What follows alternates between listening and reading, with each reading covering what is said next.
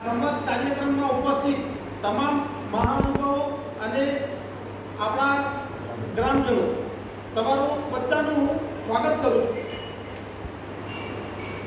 આપણે સૌ જાણીએ જ છીએ કે આપણો દેશ એક લોકતાંત્રિક દેશ છે અને આ ડેમોક્રેસીને બચાવી રાખવા માટે અને દેશને મજબૂતી આપવા માટે આપણા સૌથી વધારે કોનો હાથ હોય તો આપણા નાગરિકોનો હાથ હોય। નાગરિક મજબૂત ક્યારે બને? જ્યારે કેન્દ્ર સરકાર આપણા નાગરિકો માટે જે સ્કીમ બનાવે અને રાજ્યની સરકાર તે સ્કીમોને અમલમાં મૂકે, પણ આપણને ખબર જ નહીં હોય કે આ સ્કીમ શું છે, આ યોજના શું છે, એની માટે આપણા પાસે કોઈ જાણકારી હોય જ નહીં। જાણકારીનો અભાવ હોય તો દેશ આગળ વધી શકતો નથી।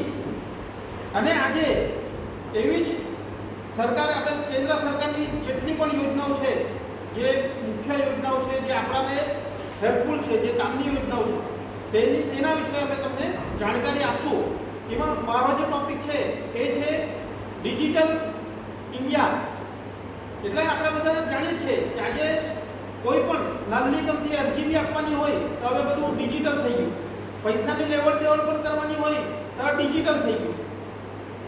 હવે નાના બાળકો જે સ્કૂલમાં ભણતા હોય એ લોકોને તો ડિજિટલ કે કમ્પ્યુટરની તાલીમ મળી